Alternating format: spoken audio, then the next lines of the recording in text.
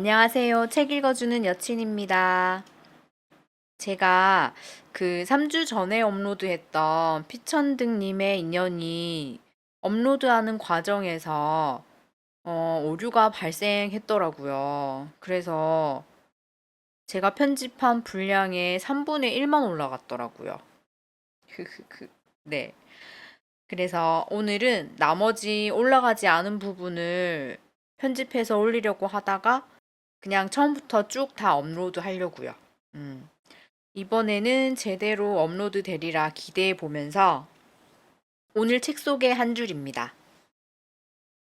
선물은 뇌물이나 구제품 같이 목적이 있어서 주는 것이 아니라 그저 주고 싶어서 주는 것이다.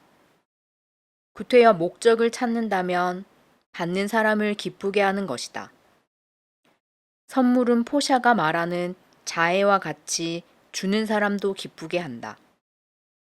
무엇을 줄까 미리부터 생각하는 기쁨, 상점에 가서 물건을 고르는 기쁨, 그리고 선물을 받고 기뻐하는 것을 바라보는 기쁨.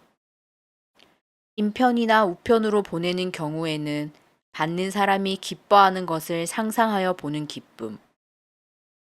이런 가지가지의 기쁨을 생각할 때 그 물건이 아무리 좋은 물건이라도 아깝지 않은 것이다.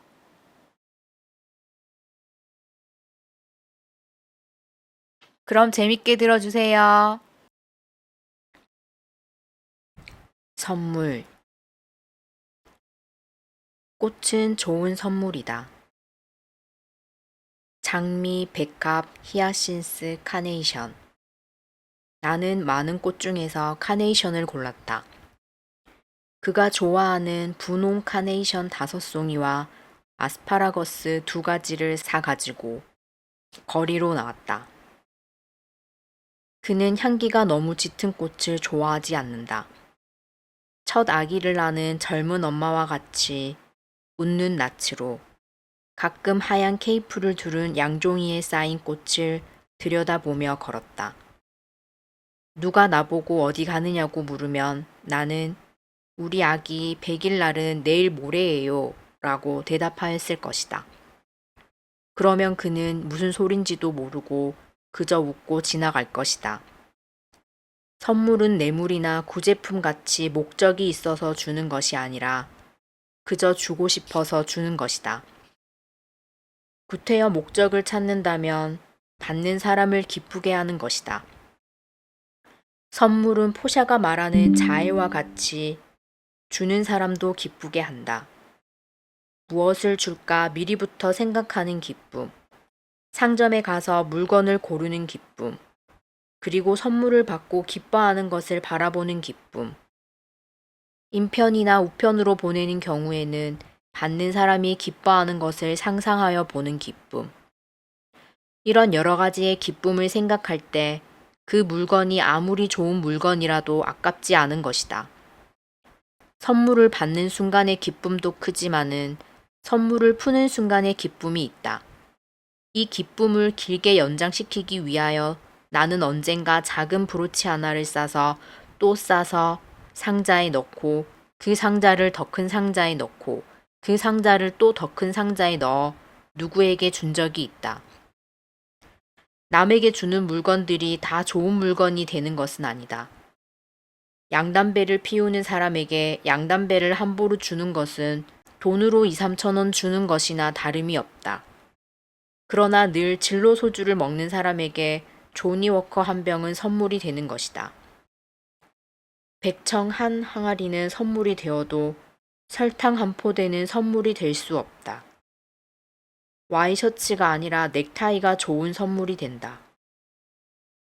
유럽에 갔다가 파리에서 사온 넥타이라면 더욱 좋다.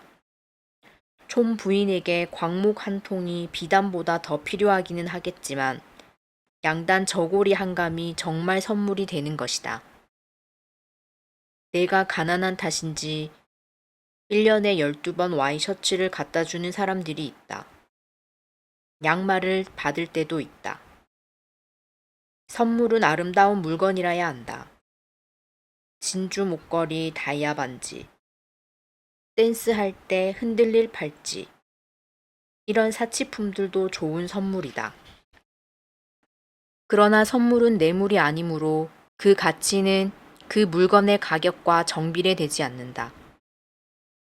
값싼 물건, 값없는 물건까지도 좋은 선물이 될 수 있다. 나는 내금강에 갔다가 만폭동 단풍 한 잎을 선물로 노산에게 갖다 준 일이 있다. 그는 단풍잎을 받고 아름다운 시조를 지어 발표하였었다. 내가 받은 선물 중에는 유치원 다닐 때 삐아트리스에게서 받은 붕어 과자 속에서 나온 납반지, 친구 한 분이 준 열쇠 하나, 한 학생이 갖다 준 이름 모를 산새의 깃, 무지개같이 영롱한 조가비, 이런 것들이 있다. 주인공의 이름은 잊었지만 지중해 어떤 항구에 술 파는 여자 하나가 있었다. 선부들이 항해를 하고 돌아올 때면 선물을 갖다 주었다. 염주 목걸이, 조가비를 꿰어 만든 팔찌, 산호 반지.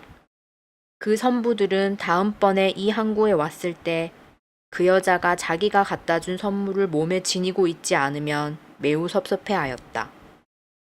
그 여자는 앞으로는 꼭 가지고 있겠다고 달래준다. 그러면 여자의 가슴에 머리를 박고 젊은 수부들은 울었다. 그리하여 마음 좋은 그 여자는 언제나 여러 개의 목걸이를 하고 여러 개의 팔찌를 하고 수많은 반지를 끼고 있는 것이었다. 벌써 15년 전이다. 나의 친구는 자기가 가졌던 회중시계를 나에게 주었다. 나는 시계를 사지 못하던 형편이라 그가 시계를 준 것을 대단히 고맙게 생각하였다. 그러나 그것이 그리 귀한 선물이라고 생각하지 않았었다. 그 친구는 그 후 얼마 아니 있다가 세상을 떠나고 시계는 지금 내가 남에게서 받은 선물들 중에서 가장 소중한 것이 되었다. 시계는 줄은 끊어졌으나 살아서 잘 가고 있다. 우리 델라가 길 같은 머리라도 가졌다면 그것을 팔아서 이번 크리스마스 선물로 내 시계줄을 사주었을 텐데. 이 여자도 남과 같이 펌어를 하여 버렸다. 춘원. 나는 과거에 도산 선생을 위시하여 학덕이 높은 스승을 모실 수 있는 행운을 가졌었다. 그러나 같이 생활한 시간으로나 정으로나 춘원과 가장 인연이 깊다. 춘원에 대하여는 정말인 것, 거짓말인 것, 충분히, 많이 너무 많이, 글로 씌어지고 사람의 입에 오르내려왔다. 구태여 내 무얼 쓰랴마는 마침 쓸 기회가 주어졌고 또 짧게나마 쓰고 싶은 생각이 난 것이다. 그는 나에게 스타워즈의 수선화로 시작하여 수많은 영시를 가르쳐 주었고 도연명의 귀거래사를 읽게 하였고 나에게 인도주의 사상과 애국심도 불어넣었다. 춘원은 마음이 착한 사람이다. 그는 남을 미워하지 못하는 사람이다. 남을 모략 중상은 물론 하지 못하고 남을 나쁘게 말하는 일이 없었다. 언제나 남의 좋은 점을 먼저 보며 그는 남을 칭찬하는 기쁨을 즐기었다. 그를 비난하는 사람은 많았지만 그가 비난하는 사람은 한 사람도 없었다. 그는 천성이 사람을 좋아하고 사람을 좋게 여기게 태어났었다. 그래서 그는 거절해야 할 때 거절하지 못하고 냉정해야 할 때 냉정하지 못했다. 그는 남과 불화하고는 자기가 괴로워서 못 살았다. 그는 정직하였다. 그를 가리켜 위선자라 말한 사람도 있으나 그에게는 허위가 없었다. 그는 어린아이같이 순진하였다.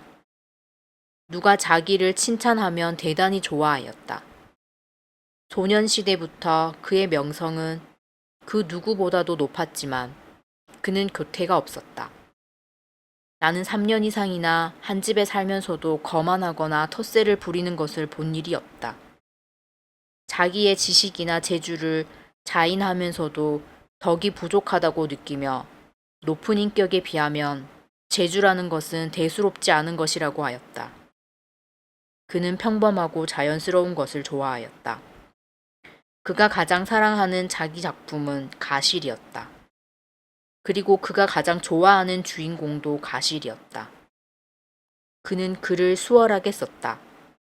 구상하는 시간도 있었겠지만 신문 소설 1회분 쓰는데 1시간 이상 걸리는 일이 드물었다.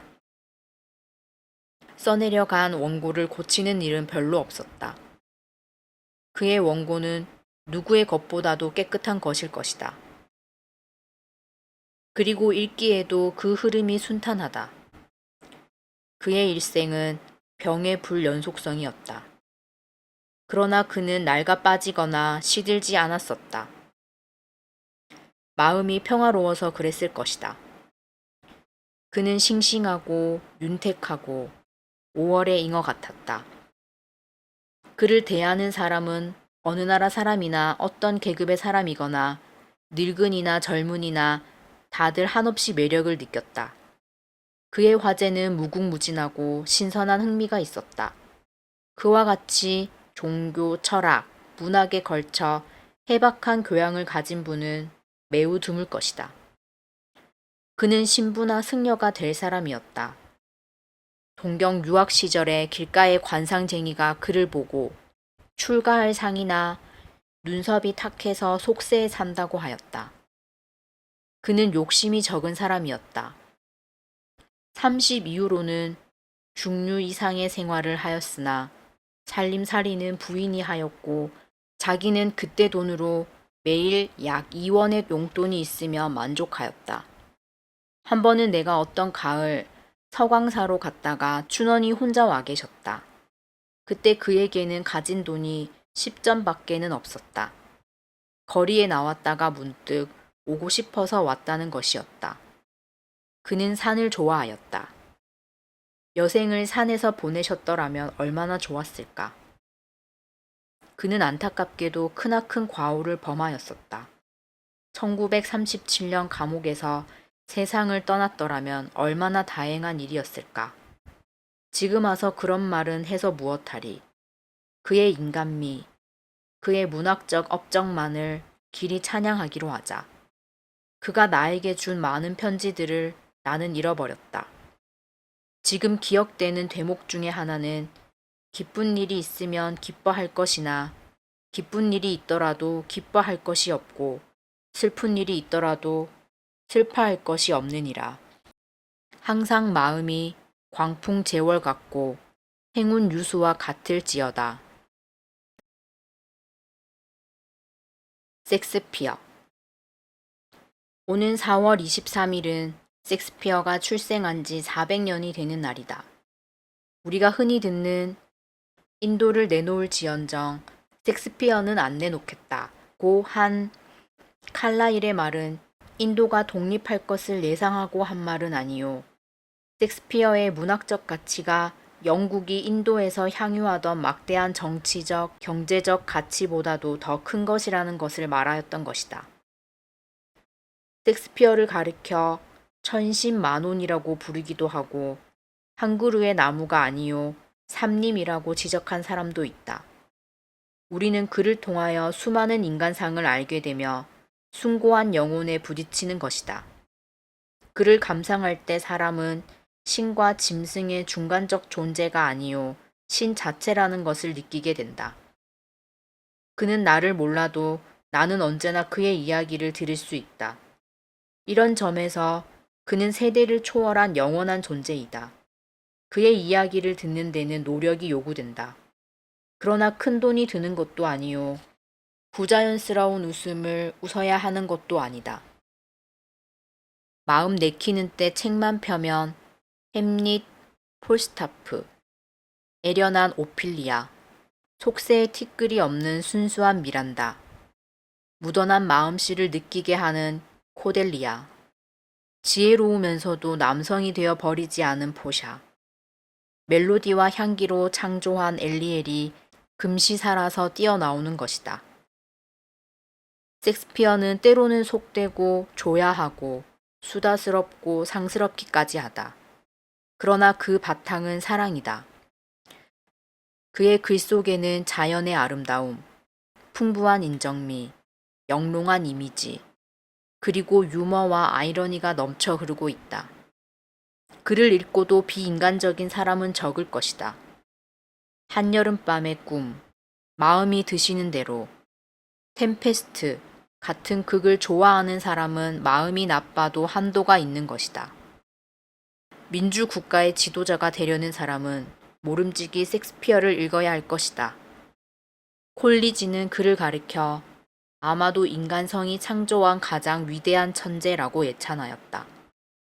그 말이 틀렸다면 아마도라는 말을 붙인 데 있을 것이다.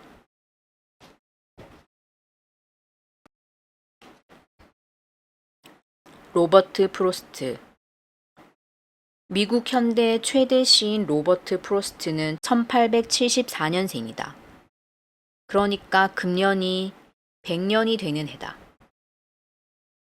그를 처음 만난 것은 1954년 크리스마스 이브였다. 하버드 대학 하워드 존스 교수가 프로스트와 나를 자기 집에 초대하였다. 그날 밤 늦도록 우리 세 사람은 문학 이야기를 하였다. 프로스트의 거친 손은 그가 농부였다는 것을 말하는 것 같았다. 그러나 오래 뛰어서 헐어졌으나 아직도 튼튼하게 보이는 그의 혁대는 그가 소박하고 허식이 없다는 것을 나타내었다. 그는 이상스러운 철학을 갖지 않고 지성을 뽐내지도 않았다. 그는 자신에 대해 말하기를 자기의 농장을 좋아하고 젊은이들에게 이야기하기를 좋아하는 그저 평범한 사람이라고 하였다. 그리고 시인은 누구보다도 정직한 사람이어야 한다고 하였다. 프로스트는 자연 시인이다. 그러나 그는 다만 자연을 감상하는 시인은 아니다. 시인이 되기 전에 그는 농부였다. 그는 촌사람들과 같이 살아왔다. 그의 시골은 미국 동북방 뉴잉글랜드다. 그의 자연은 아름답고 온화한 것이 아니고 땅이 기름지지 않고 돌이 많은 차고 황량한 자연이다. 이 자연을 읊는 그의 목소리는 언제나 고요한 목소리다. 그의 자연은 묵화로 그린 겨울 풍경과도 같다. 그는 자연의 시인인 동시에 그 자연 속에서 사는 인간의 시인이다. 인생의 슬픈 일을 많이 본 눈으로 그는 애정을 가지고 세상을 대한다. 프로스트는 땅에다 뿌리를 박고 가지에다 꽃을 피우게 하였다. 때로는 리얼한 낭만이 숨바꼭질을 하며 때로는 갈등도 있으나 그는 이 두 갈래를 원만히 융화시킨다.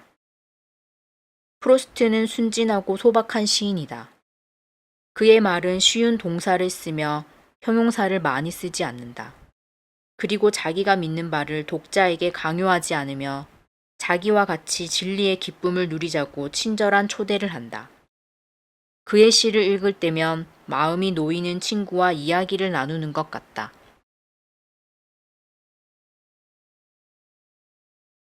나도 한때는 백화나무를 타던 소년이었습니다. 그리고 그 시절을 꿈꿀 때가 있습니다. 내가 심려에 지쳤을 때, 그리고 인생이 길없는 숲속과 너무나 같을 때, 얼굴이 거미줄에 걸려 간지러울 때, 내 눈 하나가 작은 나뭇가지에 스쳐 눈물이 흐를 때, 나는 잠시 세상을 떠났다가 다시 돌아와 새 시작을 하고 싶습니다. 분명히 나를 잘못 이해하고 반만 내 원을 들어주어 나를 데려갔다가 다시 돌아오지 못하게 하지 않기를 바랍니다. 이 세상은 사랑하기에 좋은 곳입니다. 더 좋은 세상이 있을 것 같지 않습니다. 글을 마지막, 지금 생각하면 영영 마지막 만난 것은 내가 보스턴을 떠나던 오후였다. 전화를 걸었더니 곧 오라고 하였다. 그는 자기 집 문 앞에 나와서 나를 기다리고 있었다. 그는 우리들의 우정에 대해 몇 마디 말과 서명을 한 시집을 나에게 주고 나를 잊지 않을 것이라고 하였다. 그리고 헤어질 때 나를 껴안고 오래 놓지 않았다.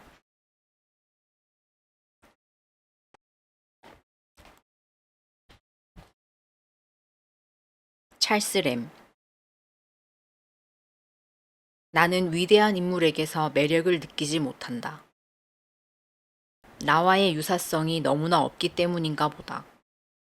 나는 그저 평범하되 정서가 섬세한 사람을 좋아한다. 동정을 주는데 인색하지 않고 작은 인연을 소중히 여기는 사람. 곧잘 수줍어하고 겁 많은 사람. 순진한 사람. 아련한 애수와 미소 같은 유머를 지닌 그런 사람에게 매력을 느낀다. 찰스 램은 준키보다 좀 작고 눈이 맑고 말을 더듬었다.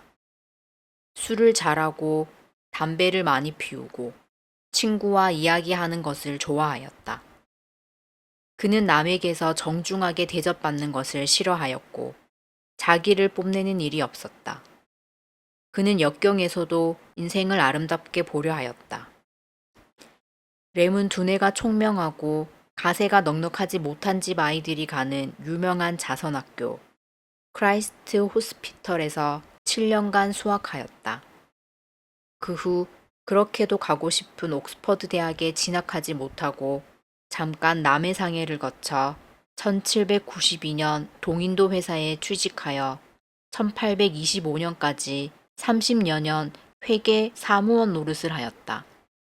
그는 불행하였다.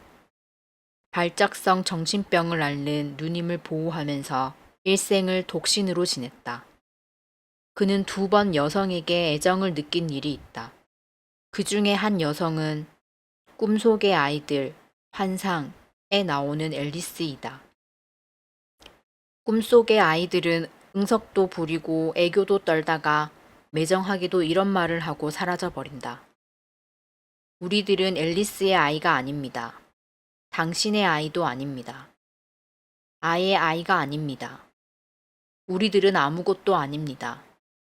아무것도 아니라고 말할 것조차 없습니다. 꿈입니다. 앨리스의 아이들은 바트럼을 아버지라고 부릅니다. 바트럼은 앨리스가 결혼한 사람이다. 또 한 사건은 그가 44살이 되고 연 600파운드의 봉급을 받게 되었을 때의 일이다. 그는 자기가 좋아하는 배우 페니 캐리에게 청혼을 하였다. 그리고 즉시 상냥하고 정중한 답을 받았다. 저의 애정은 이미 다른 분에게 가 있습니다. 이리하여 그의 작은 로맨스는 하루에 끝이 났다. 그는 오래된 책, 그리고 옛날 작가를 사랑하였다. 그림을 사랑하고 도자기를 사랑하였다. 작은 사치를 사랑하였다. 그는 여자를 존중히 여겼다.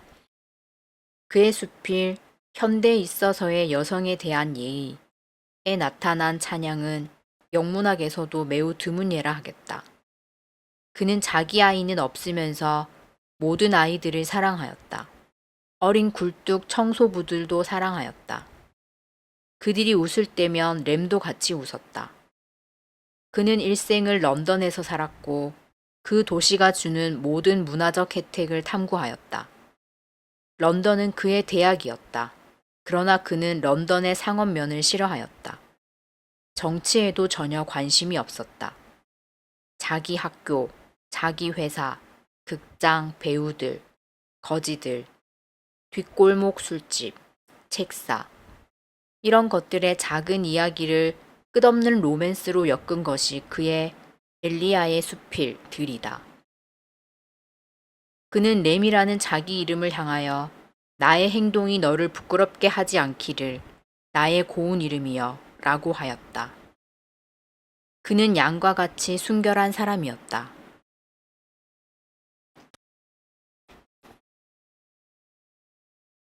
여심. 형, 나는 당신을 형이라고 불러본 일이 없습니다. 주선생이라고 불렀습니다. 그러나 지금 나는 형이라고 부르고 싶습니다. 형은 나에게 친형보다 더한 존재입니다. 나에게 친형이 있더라도 그러할 것입니다. 이 글을 쓰고 있는 내 눈에 눈물이 가리어 무슨 말을 쓰고 있는지 모르겠습니다. 내가 형을 처음 만난 것은 17살 나던 해, 내가 상해로 달아났을 때입니다. 나보다 8년 연상인 형은 호강대학에 재학 중이었습니다. 학교로 찾아간 나를 데리고 YWC의 식당에 가서 저녁을 사준 기억이 납니다.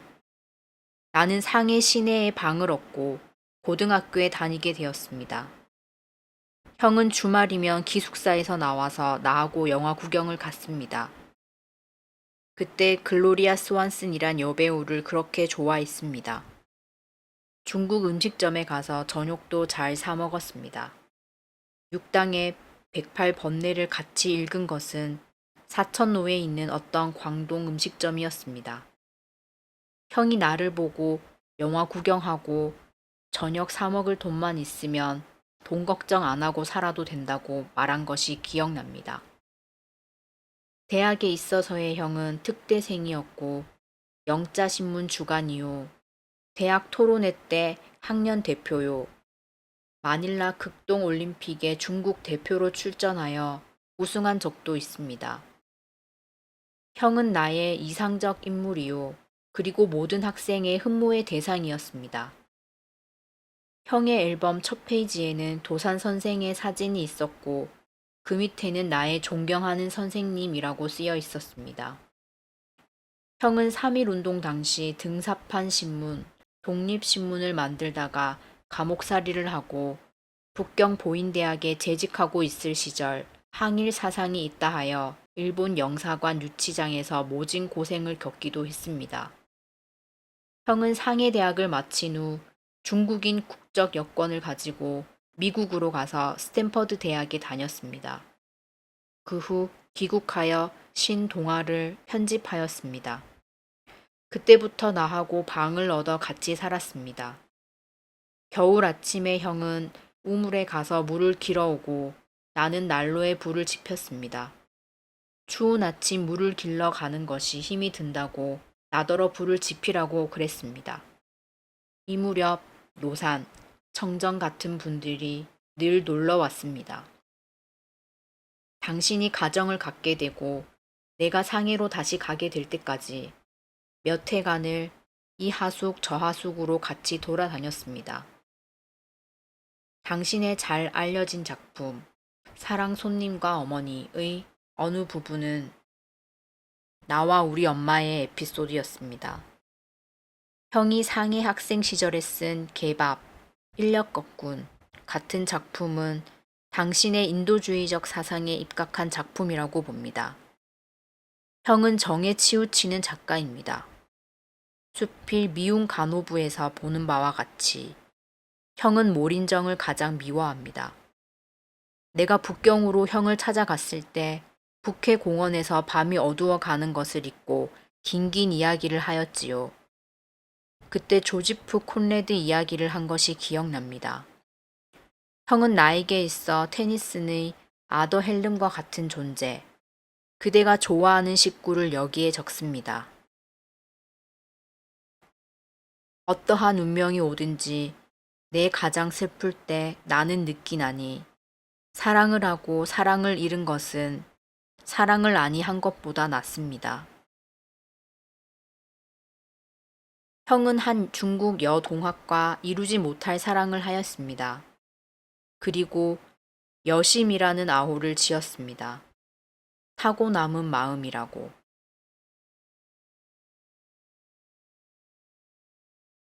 슬퍼. 여심. 타고 남은 마음. 치옹. 가세가 기울어 그는 양정고보를 졸업하고 의정부에 가서 말단 직업을 얻었다. 밤이면 송강과 노계를 읽고 연암을 숭상하였다. 현대 중국 문학에도 관심을 가져 성탄과 노신을 좋아하였다. 동양 철학에 정진하여 사서삼경은 물론 노자, 장자도 탐독하였다. 해방 후 그는 교원이 되었다. 욕심이 조금이라도 있었다면 그렇게 얻기 쉽던 대학 졸업장 하나 왜 못 구했겠는가? 그 흔한 교수 자리 하나 왜 못 얻었겠는가? 안타깝기도 하다. 긴 세월을 두고 축적하여 온 그 해박하고 정확한 지식, 그 예리한 분석력, 높은 안목, 그리고 그 달변으로 정말 누구보다 못지않은 명강의를 하였을 것이다. 그러나 그는 고등학교 국어교사로 만족하였다. 30년간 보성고교에 있었고 자격증 문제로 학원으로 직장을 옮겼다가 3년 전에 은퇴하였다. 그는 일생을 믿지고만 살아왔다. 가난한 것이 비극이 아니라 가난한 것을 이기지 못한 것이 비극이다.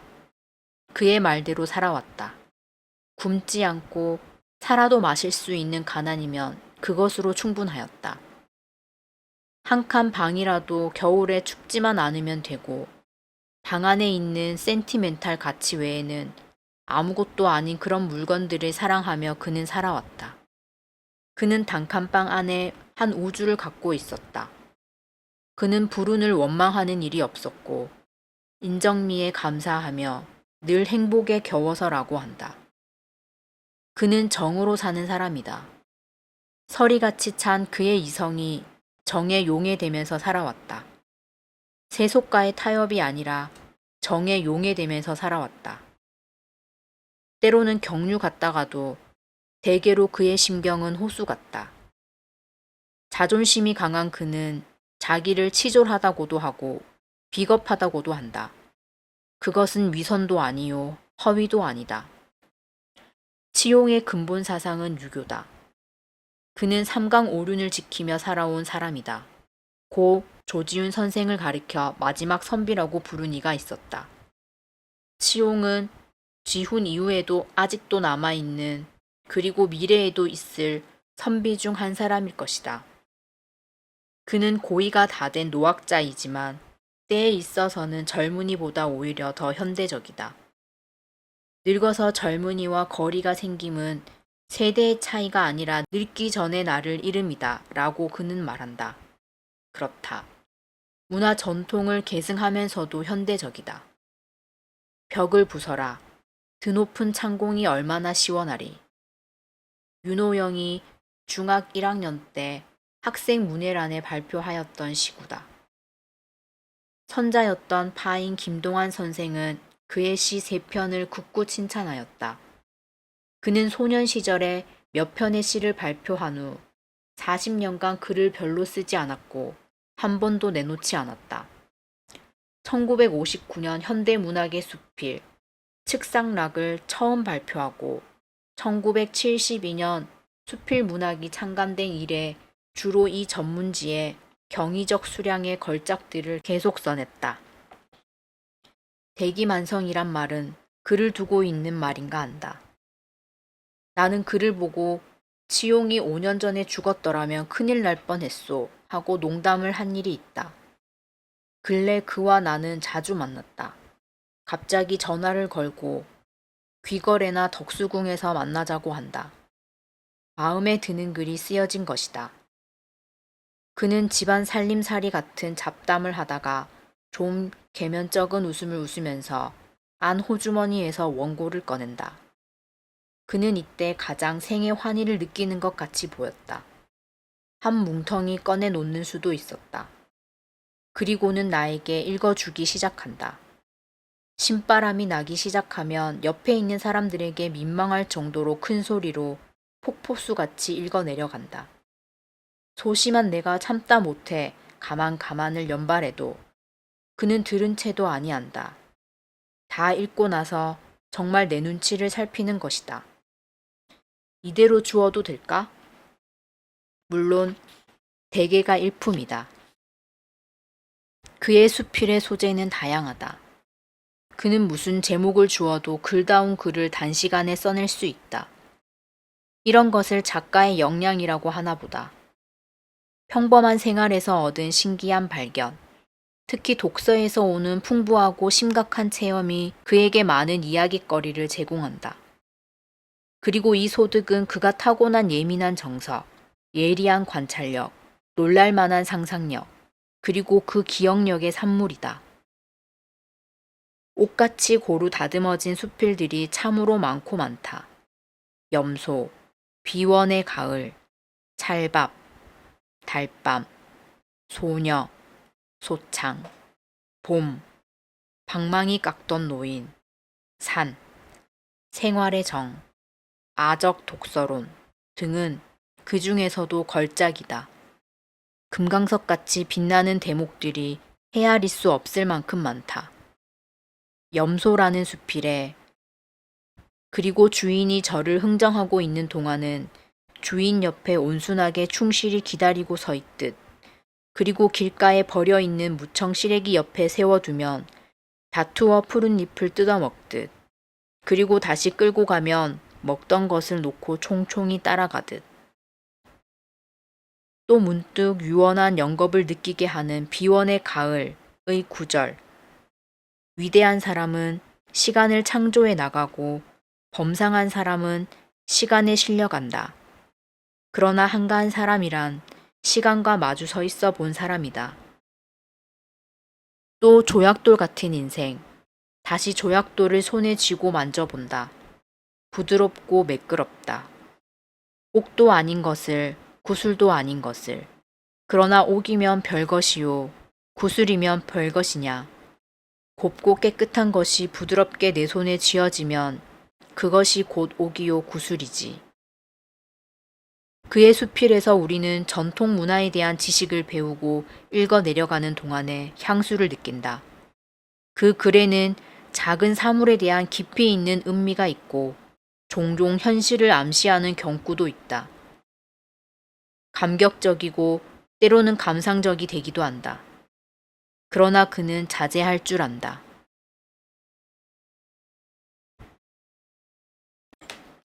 수필. 수필은 청자의 연적이다. 수필은 난이요 학이요. 청초하고 몸맵시 날렵한 여인이다. 수필은 그 여인이 걸어가는 숲속으로 난 평탄하고 고요한 길이다. 수필은 가로수 늘어진 페이브먼트가 될 수도 있다. 그러나 그 길은 깨끗하고 사람이 적게 다니는 주택가에 있다.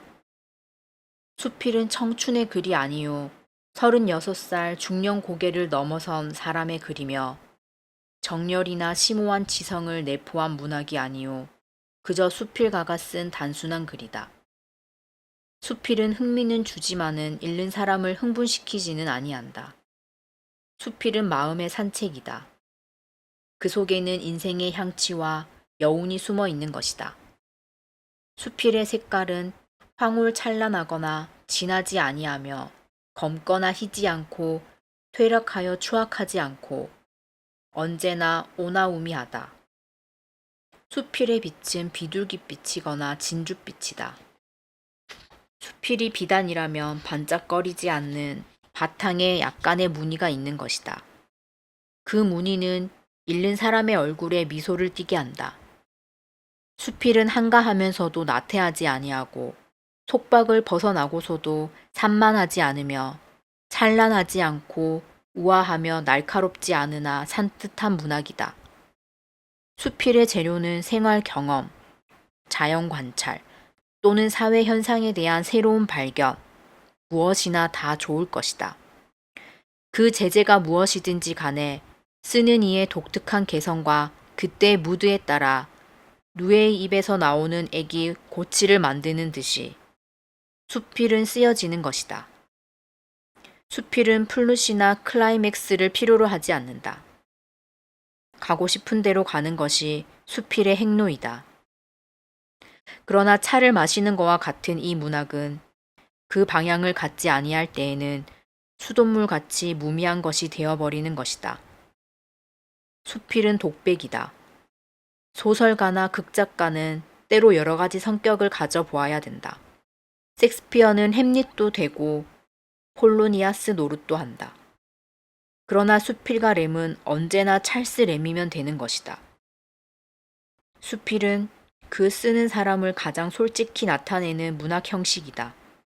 그러므로 수필은 독자에게 친미감을 주며 친구에게서 받은 편지와도 같은 것이다. 덕수궁 박물관에 청자 연적이 하나 있었다. 내가 본 그 연적은 연꽃 모양을 한 것으로 똑같이 생긴 꽃잎들이 정연히 달려 있었는데 다만 그 중에 꽃잎 하나만이 약간 옆으로 꼬부라졌었다. 이 균형 속에 있는 눈에 거슬리지 않는 파격이 수필인가 한다. 한 조각 연꽃잎을 꼬부라지게 하기에는 마음의 여유를 필요로 한다. 이 마음의 여유가 없어 수필을 못 쓰는 것은 슬픈 일이다. 때로는 억지로 마음의 여유를 가지려 하다가도 그런 여유를 갖는 것이 재수로운 것 같기도 하여 나의 마지막 10분의 1까지도 숫제 초조와 번잡에 다 주어버리는 것이다. 멋.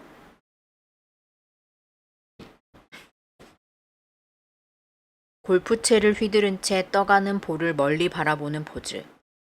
그때 바람에 날리는 스커트. 이것은 멋진 모습이다. 변두리를 툭툭 건드리며 오래 얼러 보다가 갑자기 달려들어 두들기는 북채. 직성을 풀고는 마음 가라앉히며 미끄러지는 장삼가락. 이것도 멋있는 장면이다. 그러나 진정한 멋은 시적 윤리성을 내포하고 있다. 멋 속에는 스포츠맨십 또는 페어플레이라는 말이 들어있다. 어떤 테니스 경기에서 A 선수가 받아야 할 인사이드 볼이 심판의 오심으로 아웃으로 판정되었었다. 관중들은 자기네 눈을 의심하였다. 잇따라 A 선수가 서브를 넣게 되었다. 그는 일부러 그러나 아주 자연스럽게 더블 아웃을 내었다. 그때 그의 태도는 참으로 멋있는 것이었다. 저속한 교태를 연장시키느라고 춘향을 옥에서 하룻밤 더 재운 이몽룡은 멋없는 사나이였다. 무력으로 오스트리아 공주 마리아 루이사를 아내로 삼은 나폴레옹도 멋없는 속물이었다. 비록 많은 여자를 사랑했다 해서 비난을 받지만 1823년 이탈리아의 애국자들이 분열되었을 때 나는 이탈리아 독립을 위하여 피를 흘리려 하였으나 이제 눈물을 흘리며 떠난다 라는 스테이트먼트를 발표하고 그리스로 건너가 남의 나라의 독립과 자유를 위하여 목숨을 바친 영국 시인 바이런은 참으로 멋진 사나이였다. 멋있는 사람은 가난하여도 궁상맞지 않고 인색하지 않다. 페포파립을 걸치더라도 마음이 행운 유수와 같으면 곧 멋이다. 멋은 허심하고 관대하며 여백의 미가 있다. 받는 것이 멋이 아니라 선뜻 내어주는 것이 멋이다. 천금을 주고도 중국 소저의 정조를 범하지 아니한 통사 홍순어는 우리나라의 멋있는 사나이였다. 논개와 개월향은 멋진 여성이었다. 자유와 민족을 위하여 청춘을 버리는 것은 멋있는 일이다. 그러나 황진이도 멋있는 여자다. 누구나 큰 것만을 위하여 살 수는 없다.